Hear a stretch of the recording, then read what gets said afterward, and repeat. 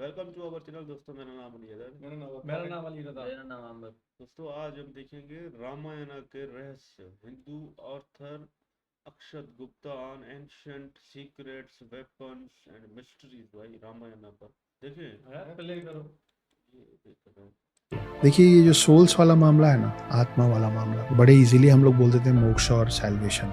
ये बड़ी खतरनाक चीज है। ज्यादातर लोग ऐसा बोलते हैं ना कि हमारा बचपन बहुत अच्छा था, काश बचपन लौट आया। लेकिन आपको ऐसे लोग भी मिलेंगे जो बोलेंगे कि प्रेजेंट ठीक है, मेरा बचपन अच्छा नहीं, मेरा स्कूल लाइफ अच्छा नहीं था, मेरा कॉलेज लाइफ अच्छा नहीं था। क्या जाना है रावण के बारे में अब तक? आज के समय में रावण को जिस तरीके से डिपिक्ट किया जा रहा है, जिस तरीके से पोर्ट्रेयल किया जा रहा है उसका, वो करेक्ट नहीं है। जैसे ये कहा जाता है कि रावण और किसी को कभी उठा के नहीं लाए थे, सिर्फ सीता को लाए थे क्योंकि विनाशकारी विपरीत। ये गलत बात है। रावण और बहुत लोगों की युवतियों को उठा के लाया था। तो ये जो बोलते हैं कि रावण में सब कुछ अच्छा था, वो महाज्ञानी था और पराक्रमी था, और लेकिन बस एक गलती हो गई, नहीं, बस एक गलती नहीं थी। रावण ने बहुत सारी गलतियां की थी। रावण के 10 सर जो 10 अलग अलग बातों को दर्शाते हैं, वो 10 के 10 खामियां रावण में थी और वो सडन नहीं आ गई थी। नमस्ते दोस्तों। भारत का कल्चर, भारत की फिलॉसफी और हमारे धर्म के बारे में जानकारी मेरी खुद की एक हॉबी है, जिसे मैं पूरा कर रहा हूँ इस पॉडकास्ट के थ्रू। आज के गेस्ट है अक्षत गुप्ता सर, जिनके साथ एक बढ़िया ब्लॉकबस्टर पॉडकास्ट हम बना चुके हैं। उस पॉडकास्ट का टॉपिक था अस्त्रास, असली अस्त्रास। आज का टॉपिक है ही नहीं, क्योंकि आज हम सीखेंगे ज़्यादा हमारे धर्म के बारे में। इस इंसान ने डेडिकेट की है अपनी पूरी लाइफ इन सब्जेक्ट्स को, और आज इनके कहानियों के द्वारा हम इन सब्जेक्ट्स के बारे में ज़्यादा जानेंगे। बहुत ही बढ़िया कॉन्वर्सेशन अक्षत गुप्ता सर के साथ। एंजॉय कीजिए TRS हिंदी पर।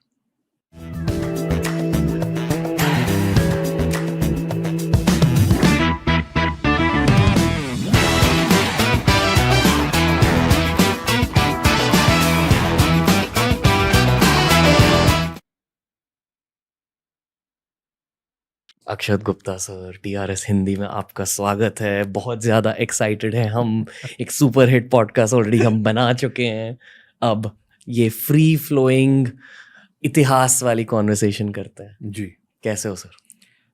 बहुत खुश हूँ, थोड़ा सा नर्वस भी हूँ, लेकिन खुशी उसको दबा दे रही है। So I am more happy and less nervous. Okay. जब आप इतिहास की पढ़ाई करते हो, जब आप रिसर्च करते हो, आपके पूरे रिसर्च की हिस्ट्री में सबसे चौंका देने वाली चीज़ कौन सी थी? सो 4 युग जो हैं, मैं इस बात से ही मतलब सरप्राइज तो इस बात का भी है कि आश्चर्य इस बात का भी है कि बहुत सारे लोग हमारे अभी के जनरेशन में दशावतार और 7 चिरंजीवियों को एक मानते हैं। ओके। लोगों को दशावतार का फर्क और 7 चिरंजीवियों का फर्क कि ये अलग अलग है, वो नहीं पता। तो बात करने के समय ये मतलब मेरे लिए बहुत बेसिक चीज़ है, और मुझे लगता था कि ये बेसिक ही है मगर ऐसा है नहीं। तो फिर बात करते करते समझ में आया। फिर जैसे जैसे आप उतरते जाते हैं, मैं माइथोलॉजी शब्द का उपयोग करना कम पसंद करता हूँ। सेम। मेरा मानना ये है कि अगर आप मिथ्या मानते हैं इन सब बातों को तो माइथोलॉजी, अगर आप सत्या मानते हैं तो सत्यालॉजी हो जाएगी। तो कारण और कहानियाँ थोड़ी बहुत ऊपर नीचे हो सकती हैं, लेकिन हर कहानी के पीछे एक कारण है। तो जब जैसे जैसे आप अंदर जाएंगे आपको पता चलता है कि कितने डीपली सब चीज़ें आपस में कनेक्टेड है। परशुराम की बात करें, परशुराम की आपके पॉडकास्ट में पहले बहुत बात हो चुकी है। 4 युगों में से 3 युगों में परशुराम का जिक्र है, उनकी बातें हैं। लेकिन ये बहुत इंटरेस्टिंग पार्ट है कि कैसे जो पिनाका, उनका जो धनुष था जो शिव जी ने दिया था, वो 21 बार उन्होंने क्षत्रिय विहीन किया क्योंकि उनके पिता को मार दिया गया था, तो क्षत्रियों से नाराज हो गए थे। अब क्षत्रियों से नाराज होकर वो क्षत्रियों पे भारी क्यों पड़ रहे थे, उसके पीछे भी एक कहानी है।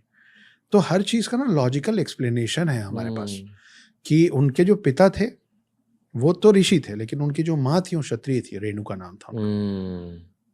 जमदागिनी उनके पापा का नाम था, रेणुका उनकी मदर का नाम था। तो रेणुका जी जो थी वो क्षत्रिय परिवार से, इसीलिए वो ऋषि भी थे और वो उनमें क्षत्रिय ब्लड लाइन भी था।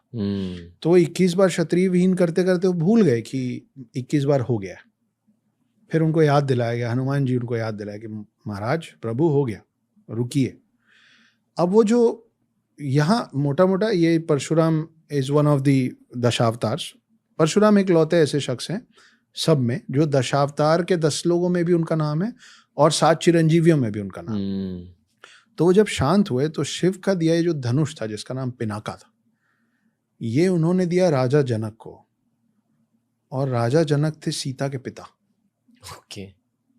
और उसकी प्रत्यंचा जो पीछे वो डोरी लगती है उसको उतार दिया उन्होंने कहा कि जो इसकी प्रत्यंचा चढ़ा लेगा वो सही वर होगा। ये बोल के वो चले गए महेंद्र पर्वत में तपस्या करने। सालों साल बीत गए, क्योंकि त्रेता युग जो है, जो सेकंड युग है, ये भी एक कंफ्यूजन है। मुझे बड़ा आश्चर्य हुआ कि लोगों को लगता है कि सतयुग है, फिर द्वापर है, फिर त्रेता है, क्योंकि डी और टी, त्रे सुन के थर्ड लगता है। तो त्रेता युग की शुरुआत में जो पहले अवतार हैं वो परशुराम, और त्रेता युग के जो आखिरी अवतार हैं वो राम है। तो त्रेता युग जो है वो है कुछ 8,96,000 सालों का, 8,64,000 ईयर्स। तो कहाँ वो पहले अवतार हो कहाँ, तो इनमें बहुत बड़ा गैप है। तो इतने साल बाद फिर जब वो फिर राम बड़े हुए, सीता आई धरती पे, और फिर वो प्रत्यंचा चढ़ाते समय वो धनुष टूटा। तो फिर परशुराम नाराजगी से आए राम को मारने, और लक्ष्मण तो हैं ही गुस्सैल, तो ये दोनों आपस में लड़ लिए थे। फिर उनको पैसिफाई किया गया, उनको समझाया गया कि आप भी विष्णु अवतार हैं, आप भी विष्णु अवतार, मिल के चले गए। लेकिन परशुराम की गाथाएं महाभारत काल में भी है। तो अगर भाई बोलते ना कि इमॉर्टल हैं तो बार बार आएंगे, तो फिर भीष्म पितामह, सूर्यपुत्र कर्ण और द्रोणाचार्य, इन तीनों के युद्ध गुरु जो हैं, और वो एकलव्य स्टाइल नहीं कि भाई द्रोणाचार्य की मूर्ति लगाई सीख गए, नहीं, फिजिकल प्रेजेंस के साथ इन तीनों को तैयार करने वाले फिर परशुराम। तो एक और बाद में एक अध्याय आता है जहाँ परशुराम और भीष्म पितामह का युद्ध होता है, और भीष्म पितामह जीत जाते हैं, हरा देते हैं परशुराम। तो परशुराम खुश होके, वो जो हमारी आम आजकल के बोलचाल की भाषा में बात होती है ना कि गुरु गुड़ रह गया, चेला चीनी हो गया, बिकम बेटर देन मी, तो मुझसे भी बेहतर हो गया, तो और आशीर्वाद दे के फिर परशुराम लौटे। तो ये बहुत, अभी भी जो हम बात कर रहे हैं ना, बहुत ही ऊपरी सतह की बात है, पर वो भी अभी लोगों तक पहुंचना और पता होना बचा है। हमारे धर्म में वैसे न्यूमरोलॉजी की बातें होती है जी। ओके। हाँ, 9 का मतलब क्या है? चलो लेट्स स्टार्ट देयर। ओके, तो 9 तो मैथमेटिकली भी, अभी देखिए साइंस और माइथोलॉजी जो है, जैसा आमतौर पे लोग मानते हैं माइथोलॉजी वर्ड कि नहीं हुआ था भाई, लेकिन माइथोलॉजिकल सब चीज़ें ना, ज़्यादातर चीज़ें साइंटिफिक है। तो साइंस और माइथोलॉजी जो है बहुत पास पास चल रहा है। जैसे 9 जो है वो सिर्फ हमारे माइथोलॉजी में मैजिकल नंबर ऐसा नहीं है, वो मैथमेटिक्स में भी बड़ा मैजिकल है। जैसे 9 एक बड़ा सिंपल सी बात है, 9 का पहाड़ा, 9 का टेबल सबको आता हो। 9 1 9 से लेकर 9 10 90 तक जितने अमाउंट्स आ रहे हैं ना, उन सब के जो 2 डिजिट होंगे, 9 2 से लेके और 9 10 तक, उन सब का टोटल 9 ही आता है। ऐसा किसी और डिजिट में नहीं होता है।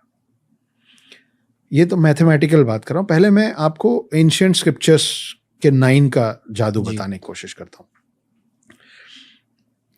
9 दुर्गा, 10 दुर्गा क्यों नहीं, 8 दुर्गा क्यों नहीं है, 9 दुर्गा ही क्यों है?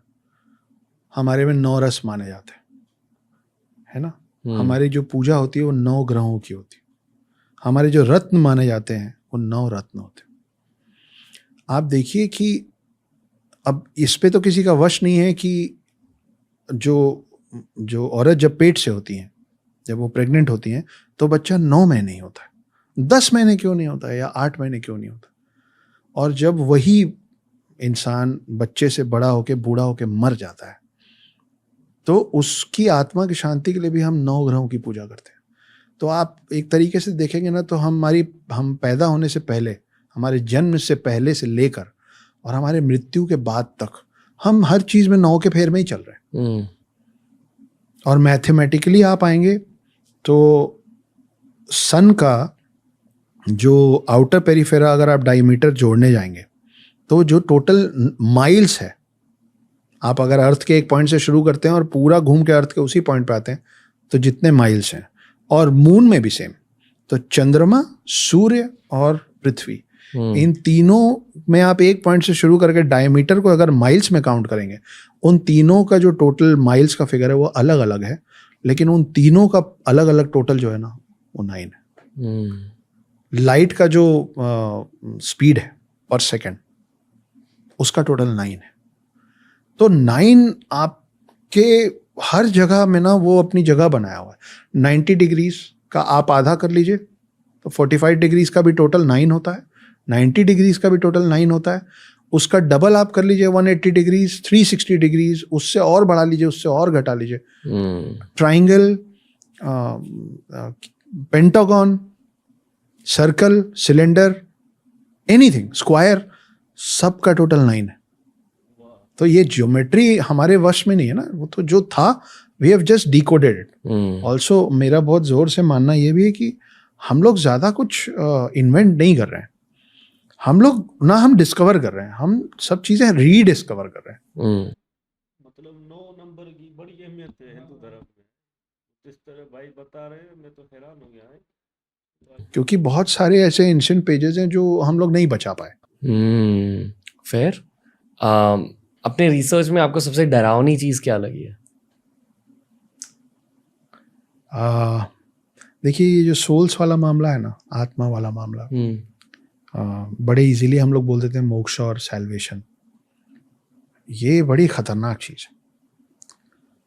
सैल्वेशन जिनको मिल जाता होगा, जितना मैंने पढ़ा समझा है, सैल्वेशन जिनको मिल जाता होगा वो तो ठीक है, जिनको नहीं मिलता है वो बहुत सारे वर्ल्ड्स में अलग अलग तरीके से भटकते रहते हैं।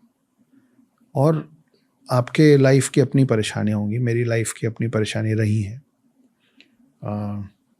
एक बहुत अच्छे बचपन के बाद अभी 2014 में सुसाइड तक जाना पड़ा है, और वहाँ से फिर अब मैं आपके साथ यहाँ बैठ के बात कर रहा हूँ। तो ज़्यादातर लोग ऐसा बोलते हैं ना कि हमारा बचपन बहुत अच्छा था, काश बचपन लौट आए। लेकिन आपको ऐसे लोग भी मिलेंगे जो बोलेंगे कि प्रेजेंट ठीक है, मेरा बचपन अच्छा नहीं था, मेरा स्कूल लाइफ अच्छा नहीं था, मेरा कॉलेज लाइफ अच्छा नहीं था, फॉर XYZ रीजंस। सोल्स जो ट्रैवल कर रहा है वो हम अपने कर्मों की वजह से ही सैल्वेशन को या तो नहीं पाते हैं या तो देर से पाते हैं। जी। सोल्स की एक एज है, जैसे आपके और मेरे बॉडी का एक एज है, वैसे सोल्स का, फॉर एग्जांपल सिर्फ आपके मेरे समझने के लिए, आप मान लीजिए कि सोल की उम्र 1000 साल है, मान लेते हैं एक आत्मा है जिसकी उम्र 1000 साल है। अब वो या तो 20 बार 50-50 साल के बॉडीज बदले, या 10 बार 100 साल के बॉडीज बदले, मगर ऐसा होता नहीं है। कई बार एक बच्चे में आत्मा जाती है और वो पेट में ही मर जाता है, या भ्रूण हत्या कर दी जाए, जैसे भी कोई खेलते हुए मर जाता है, कोई किसी कारण से, कोई बुजुर्ग होकर मरता है, कोई जवानी में मर जाता है। तो हम में से कोई ये नहीं बता सकता कि उस 1000 साल का जो सोल का स्पैन है वो कितने लाइफ टाइम्स में कवर होगा, और वो उतने सारे लाइफ टाइम्स में उसको क्या क्या देखना पड़ेगा। फॉर एग्जाम्पल आप देखे होंगे कि एक उम्र दराज आदमी होता है 60-70 साल का, लेकिन उसकी हरकतें बहुत ही बचपने वाली होती, गलत सेंस में नहीं। वो या तो अपनी उम्र के हिसाब से वो जो जोक कर रहा है वो बड़ा बचकाना सा जोक है, या उसका बॉडी लैंग्वेज ऐसा है कि यार थोड़ा मतलब डिसेंट रहिए। आप बहुत सारे लोगों को देखेंगे जो हर बात में गाली देते हैं, वो बड़े हो गए हैं पर, और एट द सेम टाइम आप स्कूल कॉलेज में ऐसे लोगों को भी देखेंगे जो बड़े स्थिर हैं, very calm people. It is not because उनकी परवरिश कैसे हुई, क्योंकि ऐसा भी हो सकता है कि उन्हीं के फादर से आप मिलेंगे तो आपको लगेगा कि यार ये ज्यादा समझदार है पिताजी से। तो वो जो फादर का जो सोल है ना, वो उनका ये बेटा बना है इस बार। लेकिन अगर आप फादर के सोल और बेटे के सोल को कंपेयर करेंगे तो सोल की उम्र होगी 600 ईयर्स और फादर की एज का सोल की एज होगी कहीं 300 ईयर्स। तो कुल मिला के sun is elder than the father at the age of soul. अब ये क्यों मिले हैं, ये अगली बार फिर मिलेंगे, क्योंकि उसी को शायद कार्मिक कनेक्शन बोलते हैं कि इस जिंदगी में मिले हैं, फिर अगले जीवन में ये कुछ और होगा, कोई कुछ और होगा। लेकिन वो किसी ना किसी तरीके से their roads, their paths will cross. Okay मुझे सबसे डरावनी चीज सर राक्षस और दानव ऐसे सब चीजें मुझे बहुत डरावनी लगती है। इस टॉपिक में आपका इंटरेस्ट है? जी। दज्जाल पूछो। क्या होते थे राक्षस, क्या होते थे दानव, असुरा, ये सब एक ही चीज है? नहीं, बहुत थोड़ा थोड़ा फर्क है। ओके इसकी शुरुआत हम करते हैं। देखिए, हैं सब राक्षस, मतलब ऐसा नहीं कि बिल्कुल अलग प्रजाति है, वो भी होते थे। मैं मानता हूँ अभी भी होते हैं, लेकिन अब हम सब एक जैसे दिखने लगे हैं जी। जैसे चारों युगों की अगर बात करें तो सतयुग में सब कुछ सत्य सत्य था। आप ये समझिए कि एक अर्थ है और अर्थ के बाहर दो वर्ल्ड्स हैं, एक गॉड वर्ल्ड है, एक डीमन वर्ल्ड है। ये दोनों चाहते हैं कि हम अर्थ को विन ओवर कर लें, ये हमारा हो जाए।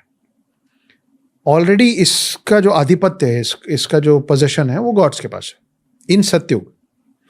तो उस समय गॉड्स इतने पावरफुल थे और ह्यूमंस इतने क्लीन थे इन देयर डीड्स कि असुर जो थे, दानव जो थे, वो अर्थ के अंदर भी नहीं आ पा रहे थे। सतयुग खत्म हुआ, हम लोग थोड़े से इम्प्योर हुए। त्रेता युग शुरू हुआ, तब तक दानवों की इतनी ताकत बढ़ गई थी, या ये कहीं ऐसा माना जाता है कि गॉड्स को एम्पावर हम करते हैं, हम उनको शक्तियां दे रहे हैं। तो जैसे जैसे हमारी मान्यता और बिलीव घटता जाएगा, वो कमजोर होते जाएंगे। तो जब हम थोड़े से इम्प्योर हुए तो इधर से डीमंस का पावर इतना बड़ा that they however manage to enter the earth. और साइंटिफिक लैंग्वेज में बोले तो ओजोन लेयर क्रॉस कर पाया वो।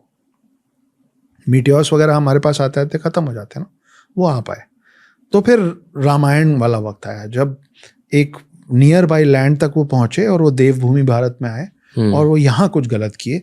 और यहाँ का जो प्योर सोल था, with the help of other pure souls, I am intentionally not saying humans, क्योंकि उसमें वानर सेना भी थी, उसमें जटायु भी थे, उसमें जामवंत भी थे जी। तो ये सब लोग मिलके एक वॉर हुआ जिसको हम रामायण के नाम से जानते हैं। वो युग खत्म हुआ और फिर चालू हुआ द्वापर युग। द्वापर युग में महाभारत, तब तक हमारा विश्वास इतना हट गया था कि people directly started cursing God's.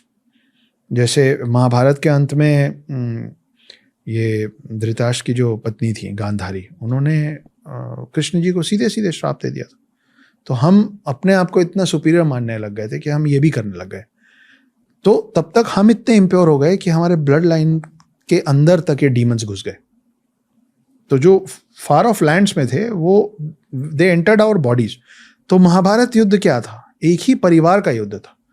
तो जब एक परिवार में युद्ध हो रहा था तो उसमें दोनों कैसे थे?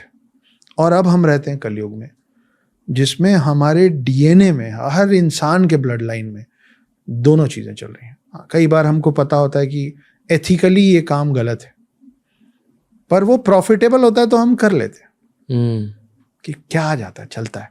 तो इसीलिए युगों में जो डिटोरिएशन हो रहा है in our lives is this. अभी सर एक तीखा सवाल पूछूंगा जो बहुत लोग पूछते हैं इंटरनेट पे जी। क्या देव एलियन थे और उनके साथ साथ क्या असुर भी एलियन थे?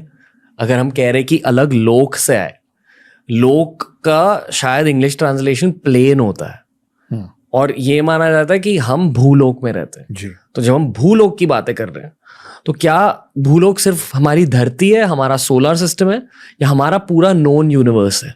जैसे एस्ट्रोफिजिसिस्ट अभी नोन यूनिवर्स के बारे में बातें करते हैं जी। तो ये भी बताते हैं कि नोन यूनिवर्स के कुछ लिमिट्स है और उस लिमिट्स के बाहर क्या है हमें पता नहीं पता। और ये फिजिक्स से प्रूवन है जी। तो भूलोक मतलब ये नॉन यूनिवर्स या भूलोक मतलब सिर्फ धरती? देखिए, एक इस बात से एक बात याद आई है। जी। मैं पहले आपको वो टच करते हुए Sure. हम आपके श्योर वेस्टर्न कंट्रीज में जिस पहले आदमी ने बोला था ना कि अर्थ इज राउंड, उसको फांसी पे टांग दिया था। ये फैक्ट है, नाम मुझे ध्यान नहीं है पर मिल जाएगा कि ये अगेंस्ट द क्राइस्ट बात कर रहा है। जब ये वहाँ किया जा रहा था ना, उस समय भी हम यहाँ पे ज्योग्राफी को भूगोल ही कहते थे। भू मतलब लैंड और गोल मतलब गोल। तो हमको उस समय भी पता था, एंशिएंट साइंस बोल लीजिए, जो भी बोल लीजिए। इसीलिए मैं बार बार बोल रहा हूँ कि जो लोग भी इसको माइथोलॉजी मानते हैं, उसका और साइंस का बहुत करीबी ताल्लुक है। हम उस पर आएंगे जी। पर कमिंग टू आपके सवाल को कि क्या ये अलग अलग प्लैनेट्स में रहते हैं, जी, ये बहुत इंटरेस्टिंग क्वेश्चन है और आप इसको ऐसे सोचिए कि अब हम लोग धीरे धीरे एडवांस होते जा रहे हैं। हम मून पहुंच गए, हम मार्स पहुंच गए, और अब हम और आगे जाने की तैयारी में। एक दिन ऐसा आएगा ना, मतलब आज से 500 साल पहले, 200 साल पहले कोई सोच नहीं सकता था कि हम मून तक पहुंच जाएंगे। हम पहुंच गए, मून तक पहुंच गए, मार्स तो दूर है, नहीं पहुंच, हम पहुंच गए। आज हमको लगता है कि जहां हम नहीं पहुंच पाएंगे, जस्ट इमेजिन कि एक दिन एक स्पेसशिप अर्थ से निकलता है और वो किसी ऐसे प्लैनेट में लैंड करता है जहां हैबिटेट है, किसी अलग तरीके के जीव हैं लेकिन हैं, और they have brains, they can understand, they might not be knowing our language, हमारा लैंग्वेज नहीं। हम किसी तरीके से अगर उनको ये समझाएंगे कि हम कहाँ से आए, तो हम 2-3 चीज़ें बोलेंगे। हम बोलेंगे कि हम पृथ्वी से आए, अर्थ से आए, ठीक है, और वो ध्यान से देखेंगे कि हम दिखते कैसे, हम चलते कैसे, और फिर जब हम वापस, अब हम आए हैं और अगर वो हमारा नुकसान नहीं कर रहे हैं तो हम उनको कुछ तो देंगे, चाहे हम अपने स्पेसशिप से निकाल के उनको कुछ चिप्स का पैकेट ही दे दें, पर कुछ तो देंगे, है ना। वो उनके लिए पहली बार देखी हुई कोई नई चीज़ होगी, और उसके बाद हम वापस उसी स्पेसशिप में बैठेंगे क्योंकि हम ग्रेविटेशनल फोर्स तो सीख चुके हैं, और हम निकल के वापस अर्थ आ जाएंगे। रोज रोज तो उस प्लैनेट नहीं जा सकते, और उस प्लैनेट का टाइम अलग चल रहा होगा, हमारा अलग चल रहा है, ब्रह्मा का अलग चल रहा है ना। डिवाइन युगाज अलग हैं, ह्यूमन युगाज अलग है। अब जब हम वापस लौट आए हैं तो उस प्लैनेट में जब इवोल्यूशन होगा, जब उस जनरेशन में और लोग नेक्स्ट टू नेक्स्ट जनरेशन आएगा, वो भी तो दीवार पे ऐसे चीजें बना देंगे ना। और उनके लिए भगवान कहाँ से आए थे पता है? उनके लिए भगवान अर्थ से आए थे। तो भगवान ऊपर से आए थे, भगवान पृथ्वी नाम, तो हमारे लिए स्वर्ग वर्ड जो है वो शायद उनके लिए वर्ड पृथ्वी बन जाएगा। स्वर्ग वर्ड भी सब्जेक्टिव होता है, सब्जेक्टिव होता है। अभी हो सकता है कि एक गॉड जो वेस्टर्न साइड में उतरे होंगे, उन लोगों को समझ में आया हेवन, क्योंकि हम उनकी लैंग्वेज नहीं बोलते थे, और वही हमको समझ में आया स्वर्ग, और वही किसी और को समझ में आया जन्नत, लेकिन ये है एक ही प्लैनेट। तो वहीं से फिर वो बात निकलती कि ऑल गॉड्स आर वन, भगवान एक ही है। तो हाँ, ये बहुत ज्यादा इसकी पॉसिबिलिटी हो सकती है आने वाले समय में कि okay sir, specifically ancient history की बातें करते हैं। जैसे एंशिएंट हिस्ट्री में एक कॉन्सेप्ट है मेगाफोना का, यानी कि आज के ज़माने में जितने भी एनिमल्स को हम जानते हैं उनके सारे के सारे एंसेस्टर्स अब एक्सटिंक्ट हो चुके हैं। 99% of all animals have gone extinct, पर उन 99% में बहुत मेगाफोना एनिमल्स थे। मेगाफोना यानी कि बड़े बड़े एनिमल्स, जो आज के ज़माने में शायद सिर्फ ब्लू व्हेल है। Blue whale is the one existing megafauna, पर पहले बहुत मेगाफोना होते थे, बड़े बड़े बर्ड्स होते थे, बड़े जानवर होते थे। तो उसी पर्सपेक्टिव से वानर सेना और जटायु के बारे में पूछना चाहूँगा। आप क्या मानते हो, वानर सेना क्या थी? क्या वो कुछ एंशिएंट मैन का एक वर्जन था, हाफ मैन हाफ मंकी? क्या मानते हो आप वानर सेना और जटायु जैसे जीवों के बारे में? देखिए, ये बात एकदम सच है। ये मिथ नहीं है, ये हिस्टोरिकल साइंस है। इसके एविडेंसेस हैं कि बहुत बड़े बड़े एनिमल्स होते थे जी। मैमथ सच में थे जो हाथी से 3, तो अगर ये बोला गया है कि इंद्र एक हाथी पे चलते थे जिसका नाम ऐरावत था, जिसके 3 सर थे, वो वाइट एलिफेंट था और वो बहुत पावरफुल था, तो मैमथ उसके बहुत बाद के जो हमको प्रूफ्स मिलते हैं, क्योंकि जब आप ऐरावत की बात कर रहे हैं तो आप मैमथ से भी पहले की बात कर रहे हैं। तो हर चीज अब समय के साथ डिटोरिएट हो रहा है। हम लोगों की एज डिटोरिएट हो रही है, हमारी हाइट डिटोरिएट हो रही है, वो भी तो डिटोरिएट होते होते वहां पहुंचे होंगे जहां वो अब हैं। तो ये आज जो हम हाथी देखते हैं, वो हाथी शुरू से ऐसा नहीं रहा होगा, वो हाथी बड़ा रहा होगा। आज जो हम शेर देखते हैं, उसके पहले सेबर टूथ होते थे जी, और ये historically with the evidence proven है। तो अगर शेर की जगह सेबर टूथ हो सकते हैं और हाथी की जगह मैमथ और ऐरावत हो सकते हैं, तो फिर बाकी सब क्यों नहीं हो सकते हैं? इसका जवाब कोई नहीं दे पाएगा।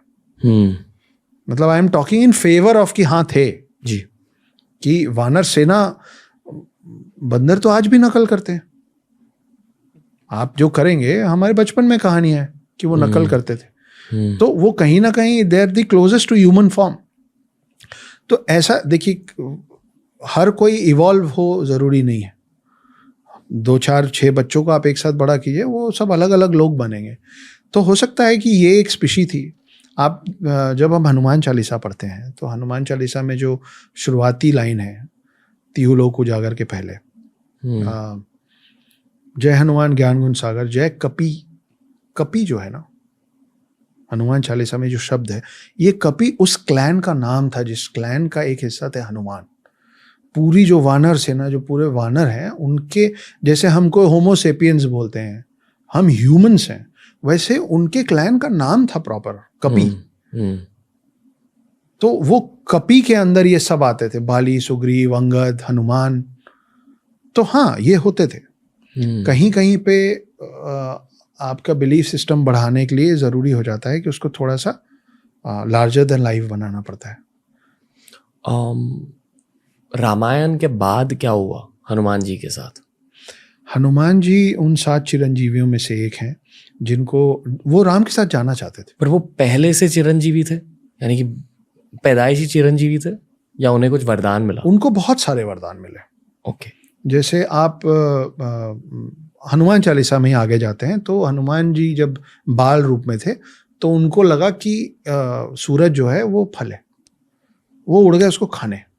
और शक्तिशाली तो बहुत थे, वायुपुत्र थे, शिव अवतार थे, तो शक्ति तो अथाह थी। जब वो उड़े खाने के लिए, ये इंटरेस्टिंग बात है कि आप हमारे हनुमान चालीसा में जो डिस्टेंस लिखा अर्थ और सन का, it is very very close to the real distance between earth and sun. और हम हनुमान चालीसा कब से पढ़ रहे हैं? तो हनुमान उड़े उसको खाने के लिए, और उनको रोकने के लिए इंद्र ने अपना सबसे स्ट्रांग वेपन, अपना सबसे स्ट्रांग अस्त्र चलाया, उसको वज्र कहते हैं। वो एक दूसरे ऋषि थे दधीची करके, उनके बोन से बना हुआ है, एक दूसरे राक्षस को मारने के लिए, वो टूट ही नहीं सकता। आप ये समझ लीजिए कि कैप्टन अमेरिका का टाइटेनियम वाला शील्ड है वो, कि it can not be broken. उससे हनुमान पे हमला कर दिया ये, और हनुमान के चेहरे पे चोट लगी और वो मूर्छित होकर नीचे गिर गए। हनुमान है वायुपुत्र, तो वायु नाराज हो गए तो उन्होंने पूरी दुनिया की हवा रोक दी, सब मरने लग गए। उस समय जो वायुदेव थे उनको शांत करने के लिए सब भगवानों ने इनको अलग अलग वरदान दिए, जो जो दे सकता था सब ने अलग अलग वरदान दिए। उन सब वरदानों का मिलके, और ब्रह्मा जी आए और ब्रह्मा जी ने बोला कि तुम अमर रहोगे, तो अगर वायु को इतनी तकलीफ हो रही है तुम्हारे जाने से, कभी नहीं जाओगे।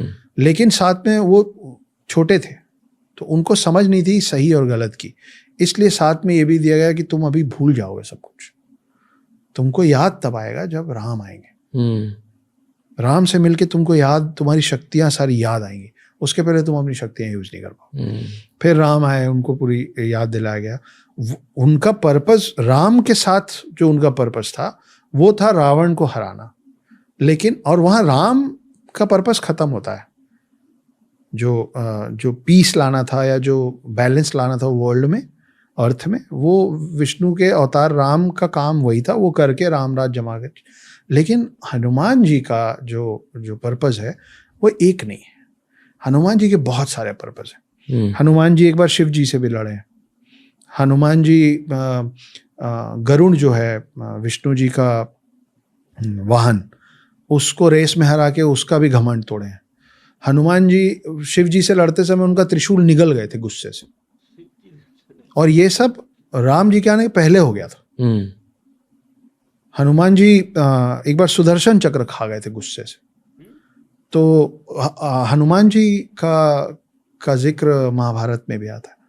तो ये एक बड़ा इंटरेस्टिंग सा एक, और कम लोगों को पता है कि कृष्ण और अर्जुन गए थे हनुमान जी के पास। हनुमान जी, हमको वो वाली कहानी मालूम है महाभारत की, जब भीम से जंगल में मिले। हाँ, तो उनकी कई सिद्धियों में से हनुमान जी की सिद्धि थी कि वो जब चाहे अपना वजन इतना बढ़ा लें और जब चाहे जितना घटा लें, तो वो पूंछ नहीं उठा पाए, ये तो मालूम है। अब वो कहाँ रहते थे वहां भीम को पता चल गया था, तो भीम ने बोला कि हमारा पांडव की जो सेना है वो थोड़ी कमजोर है, हनुमान जी की मदद मांगते हैं। तो ये लोग गए हनुमान जी के पास कि आप हमारे साइड से लड़िए। तो हनुमान जी बोले कि अगर मैं आपकी तरफ से लड़ूंगा तो महाभारत का पूरा पर्पस ही डिफीट हो जाएगा, क्योंकि मैं उतरूंगा तो गेम ओवर हो जाएगा। लेकिन आप आए तो मैं आपको खाली हाथ भी नहीं लौटाऊंगा।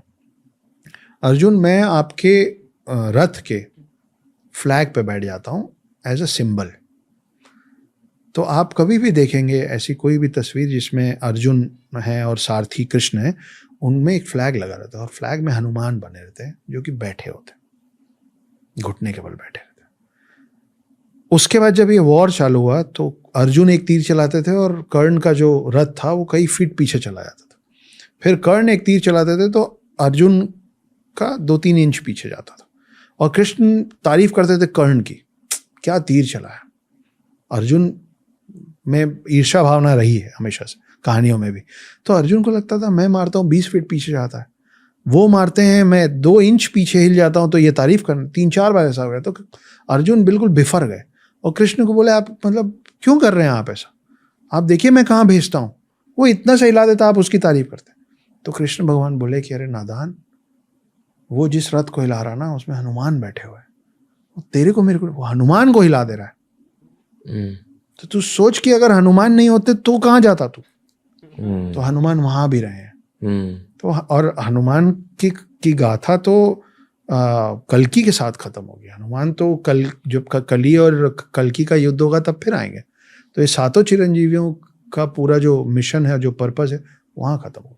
कहा जाता है कि जब भगवान ने मानव जाति को बनाया तब सप्तऋषि को भी बनाया ताकि जो भगवान की असली नॉलेज है वो ह्यूमंस तक पहुंचे, और सप्तऋषि ह्यूमंस तक वो नॉलेज पहुंचाते हैं। करेक्ट। और ये चारों के चारों युगों में सप्तऋषियों का रोल है जी। ओके।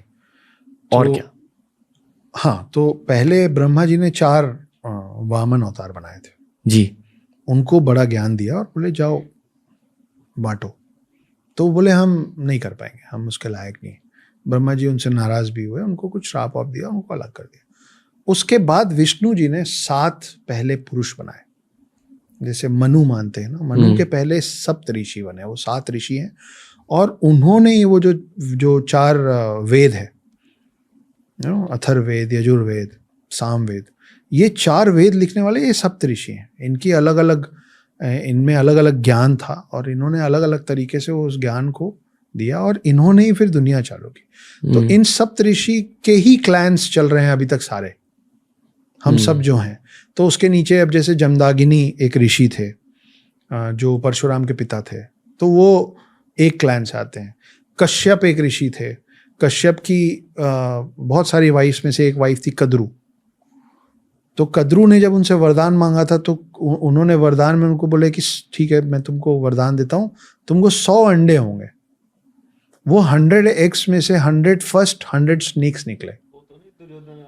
तो इसीलिए सारे सांप जो हैं वो कद्रू की संतानें मानी जाती हैं।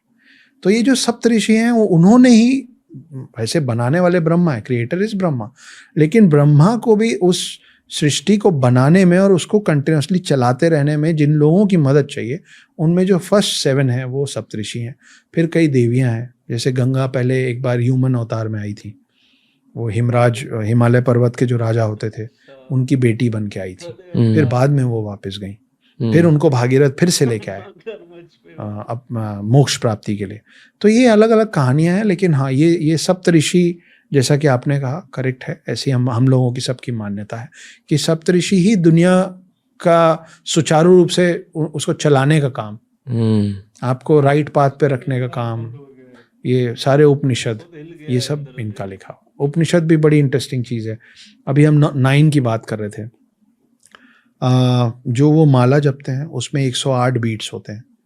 महाभारत जो युद्ध चला था वो 18 दिन चला था। 18 का टोटल 9 होता है, 108 बीट्स का टोटल 9 होता है। गीता में जो महाभारत में जो चैप्टर्स हैं वो 18 हैं, गीता में जो चैप्टर्स हैं वो फिर 18 हैं। गीता महाभारत अलग अलग है।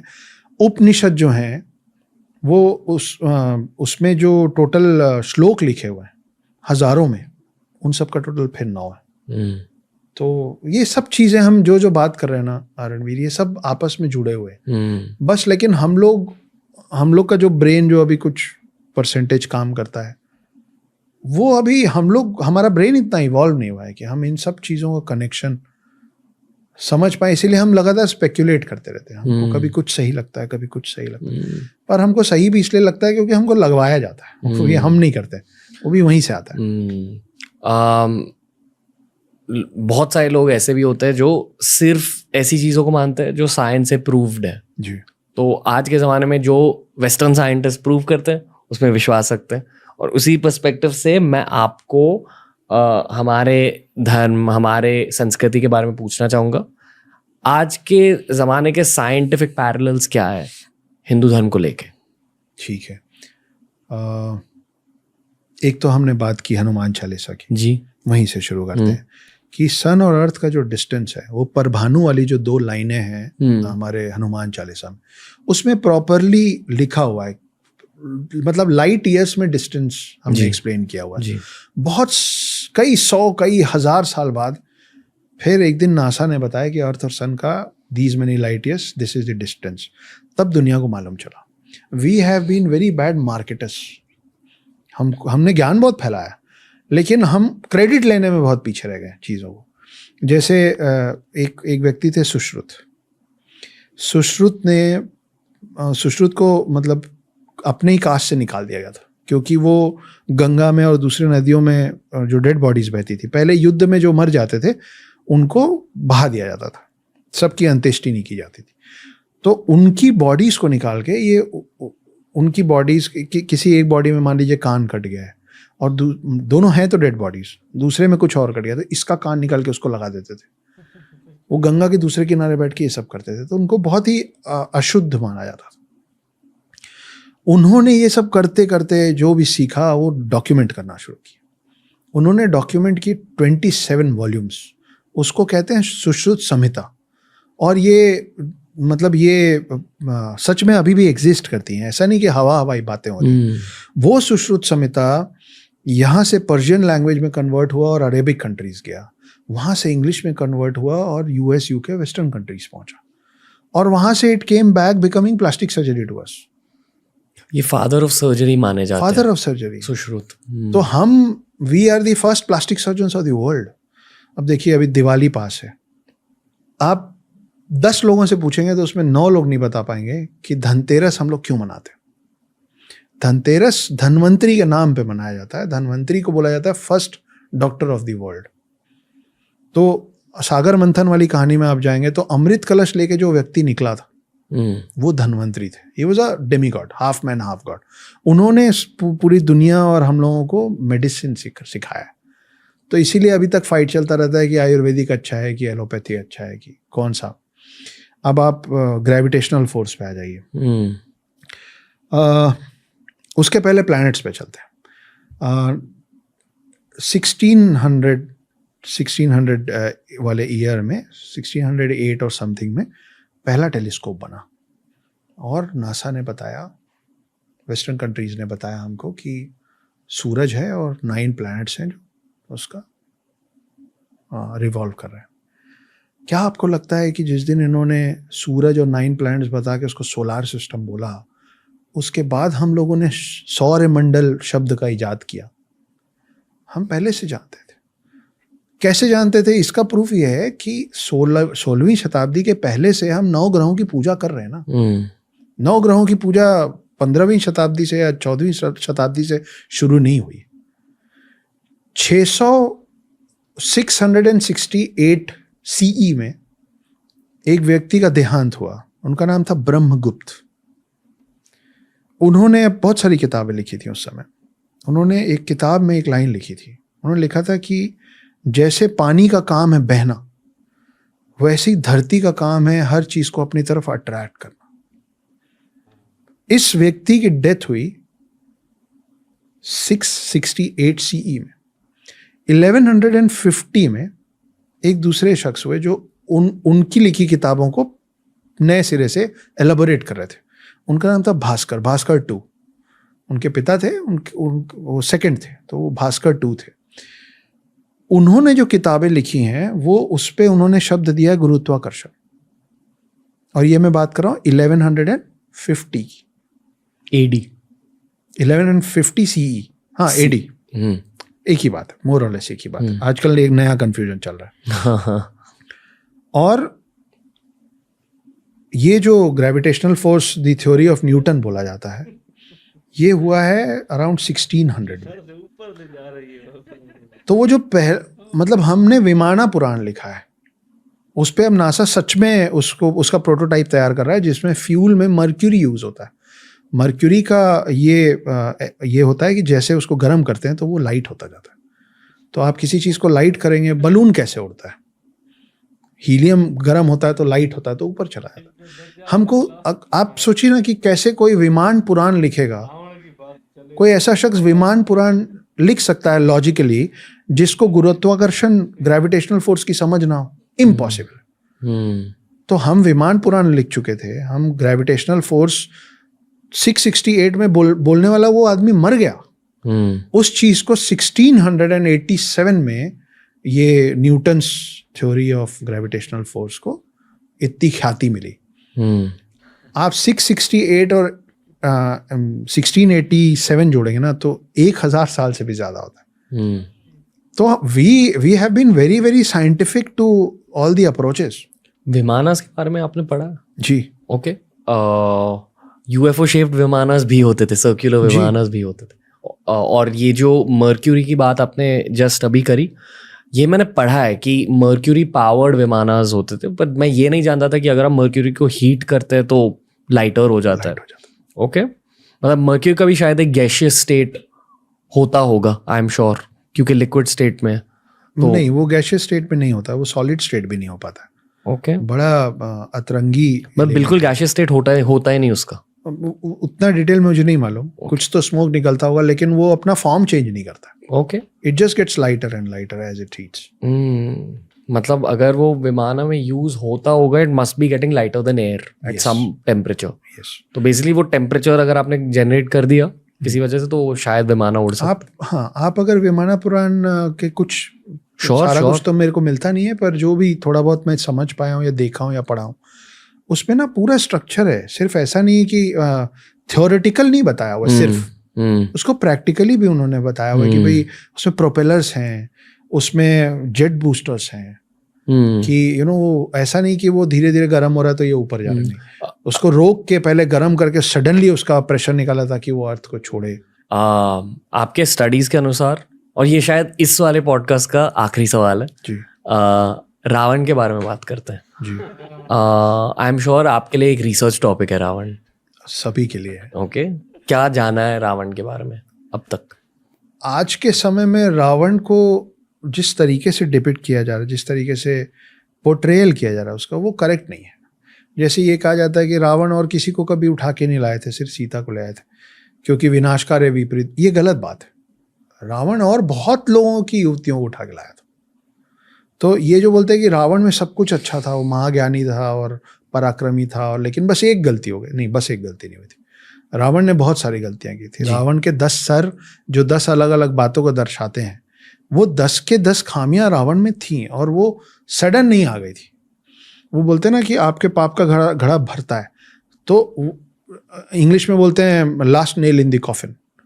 तो ये सीता का हरण करने वाली चीज उनके लिए आखिरी हो गई थी। राम ने अवतार, मतलब विष्णु ने राम अवतार लेके वो आए इसलिए थे क्योंकि रावण का अति हो रहा था। तो लेकिन हम लोगों का परसेप्शन रावण के प्रति बहुत चेंज हो गया है, और वो नेगेटिव को पॉजिटिव दिखाने का जो एक फाइट है। क्यों?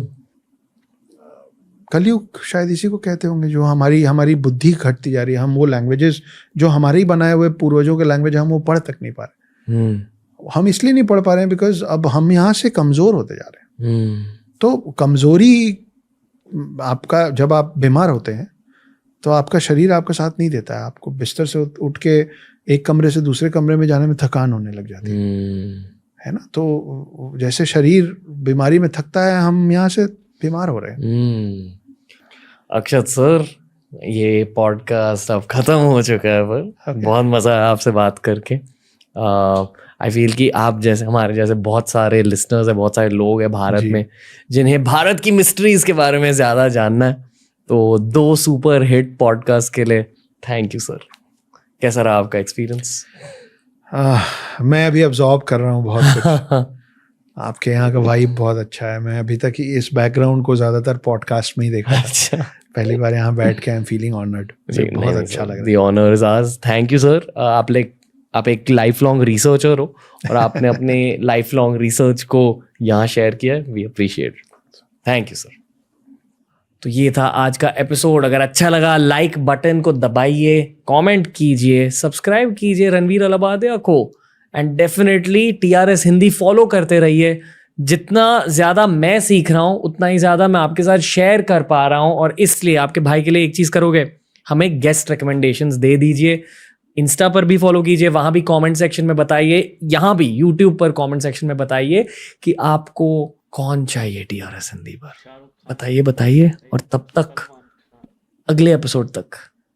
चिट्ठी को ले आओ। चिट्ठी नहीं।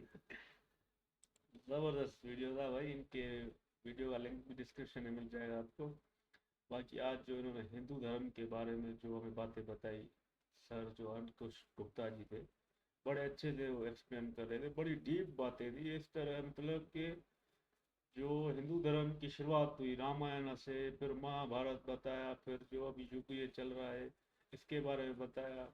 सबसे बड़ी हैरानगी वाली बात में तब लगी जब इन्होंने बोला कि जो इंसानों में भी वो पावर आ गई कि भगवानों को श्राप देने लगे। जो वो महाभारत का इन्होंने एक बताया।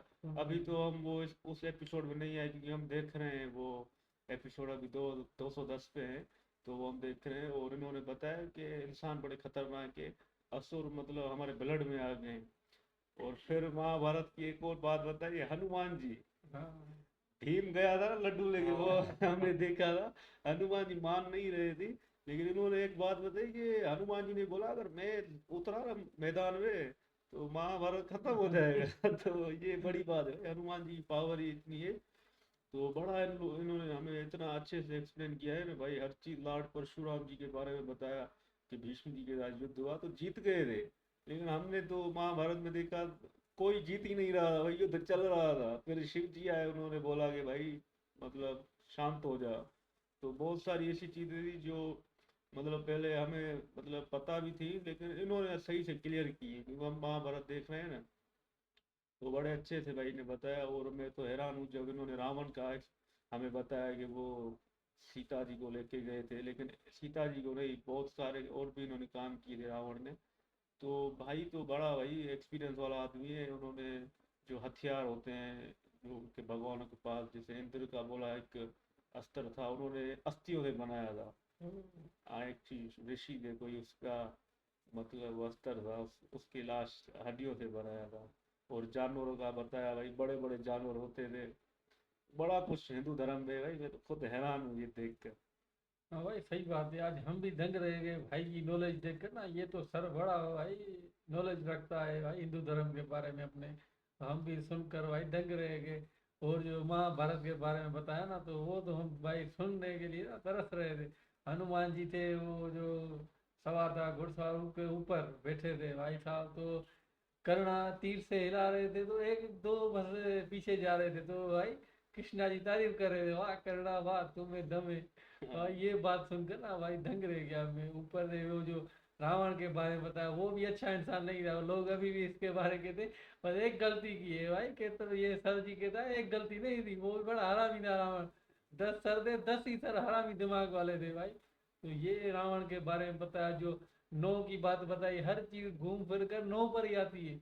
ये भी बड़ी भाई मालूमात है आज हमारे लिए। मैं भी दंग रह गया। सर जी को सलाम है, और भाई को जो ये अच्छा ब्रॉडकास्ट हमें दिखाया यार, जबरदस्त। हाँ भाई, आज तो मजा आ गया देखो, खासकर ये हिंदू वाली हिस्ट्री बताई ना भाई ने, खासकर महाभारत के बारे में बताया ना, बहुत अच्छा लगा मुझे। पितामह महामहिम भीष्म जी भी लड़े उसके साथ, परशुराम के साथ, वो तो जीत गए थे। अब महाभारत में देख रहे थे तो आए थे शिव जी आए थे, उनको ठंडा कर दिया भाई, लड़ो नहीं मत आपस में, भाईचारे के साथ रहो। मगर इस भाई साहब ने बताया महाभीष्म जी जीत गए थे परशुराम से, वो अभी शुरू से आए भाई, उसके भी 10 अवतार है भाई। बाकी ये मजा आ गया, कृष्णा जी के बारे में बता रहे थे भाई, जो रावण है बड़ा हरामी, वो सीता को उठा कर ले गया था, उसके तो बड़े गुनाह है भाई इसने। तुम लोग बोलते हैं अच्छा है भाई, काहे का अच्छा है, 10 साल ये साला बड़ा हरामी। और वो बता रहे कि हनुमान जी शिव जी यार वो त्रिशूल पी गए थे भाई। हाँ वो त्रिशूल भी खा गए थे, बहुत सारे के साथ लड़े भी थे। ये हनुमान बड़े तगड़े हैं। सूरज को भी काफी अर्जुन वालों भी देखो ना, बोला तो मैं आऊंगा तो महाभारत को ही खत्म कर दूंगा भाई, ये युद्ध ही उधर ही खत्म हो जाएगा, इसीलिए मैं आपके झंडे के ऊपर बैठा रहूंगा। कमाल को आज तो मजा आ गया। हम भी एक मुसलमान की हिस्ट्री बता रहे ना आपको, हजरत सुलेमान का एक तख्त भी उड़ता था, वो भी आप जरूर हिस्ट्री हमारी भी देखना। हिस्ट्री, इस्लाम भी बहुत कुछ बताता है, इस थोड़ा बहुत सिमिलर भी है। जैसे वो स्वर्ग का बताया, जन्नत हमारे यहाँ भी है, वो एक ही खुदा में मानते, हम भी एक ही खुदा में मानते, ये अवतार है, हमारे नबी आते हैं। तो बड़ा अच्छा था। आमिर भाई कुछ समझे आप? हाँ भाई, मैं भी समझा यार, ये भाई ने बताया तो हर चीज 9 के बराबर होती है, 9। हाँ मतलब वो अहमियत बड़ी है नंबर की। जैसे माँ के पेट में बच्चा ही 9 मंथ होता है, उसके बाद मतलब प्लेनेट जो 9 होते हैं उनकी पूजा करते हैं हिंदू धर्म में। तो बड़ा कुछ इन्होंने हमें बताया, डीप बातें थी, गहरी बातें थी हिंदू धर्म से रिलेटेड। और मुझे थोड़ा मतलब लगा, फील हुआ कि ये जो भाई थे अंकुश गुप्ता जी, थोड़ा ऐसे डिसरिस्पेक्ट कर रहे हैं, नाम रुखे ले रहे हैं। हाँ मतलब वो थोड़ा, हम तो जी करते हैं, हनुमान जी, राम जी, जैसे आप लोगों ने ही बोला भाई हमारे भगवान को जी करके बोलो, हाँ। तो ये तो आपके गुरु हैं, ये तो ऐसे ही नाम ले रहे हैं जैसे कुछ है ही नहीं। तो हम क्या करें, हम तो, हमें अच्छा लगा, इन्फॉर्मेशन बड़ी अच्छी थी भाई। बोल रहे थे मिथोलॉजी नहीं सत्यलॉजी है, कुछ लोग बोलते हैं ना मिथोलॉजी नहीं, वो सत्य है। इनकी बड़ी हिस्ट्री है, वानर सेना का बताया, द्वापर युग, इतने नाम बताए ना, क्योंकि हमारी लैंग्वेज उर्दू है ना, सिंधी उर्दू, हाँ तो थोड़ा बहुत हम समझ नहीं पा रहे थे, लेकिन थोड़ा हम समझ गए। जो महाभारत से हम रिलेटेड देख रहे हैं सीरीज, इस वजह से हमारे दिमाग में वो बातें थोड़ी थोड़ी उतर गई। ये बड़ा अच्छा है, हमारा एक्सपीरियंस हुआ इसके साथ। अब वीडियो देखा, उम्मीद करते हैं आपको भी अच्छा लगा होगा। वीडियो को लाइक शेयर सब्सक्राइब करें। Thank you.